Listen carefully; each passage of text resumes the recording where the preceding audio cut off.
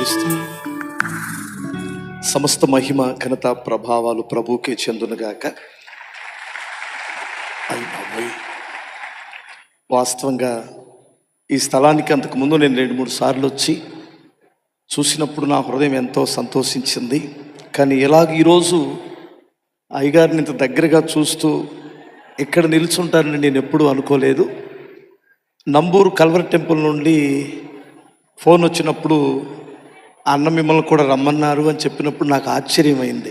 నేను ఎలా తెలుసండి అన్నకి అని అడిగితే, ఏదో మీ పాట విన్నారంట, ఆయన పిలిచారు, తప్పనిసరిగా రండి అని చెప్పినప్పుడు నేను రావడానికి సిద్ధపడి వచ్చానండి.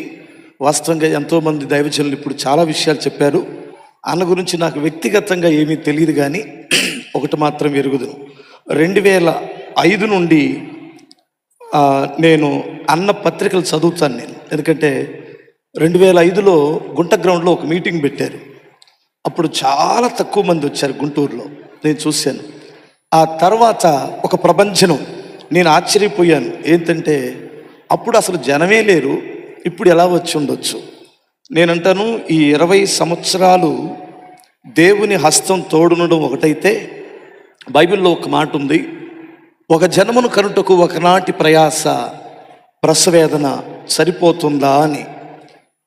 దయచేసి గమనించాలి, ఇంత 4 లక్షల మందిని ప్రభువుదరికి నడిపించడానికి ఎంత కన్నీరు, ఎన్ని నిందలు, ఎన్ని అవమానాలు, ఎంత నిరుత్సాహం, ఎన్ని కష్టాలు, ఎన్నిసార్లు సేవలో నుంచి పారిపోవాలి అనిపించిన సందర్భాలు ఉన్నాయో నేను ఊహిస్తాను ఖచ్చితంగా.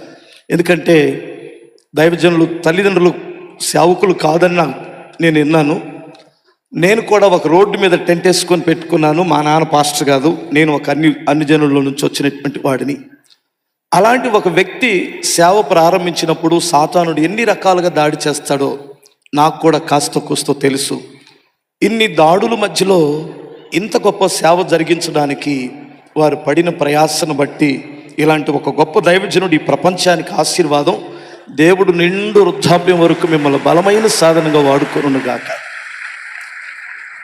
మరి ముఖ్యంగా ఈ కల్వరి టెంపుల్ సైన్యం ఉంది చూడండి, 6 పని రాక్షసులని నేను విన్నాను. ఎందుకంటే వాళ్ళకి నిండు వందనాలండి. అన్న కాస్తంత రిలాక్స్ అవ్వడానికి, నెమ్మది కలిగి ఉండడానికి ఆయన హస్తాలు మీరు బలపరచండి. దేవుడు మిమ్మల్ని దీవించునుగాక.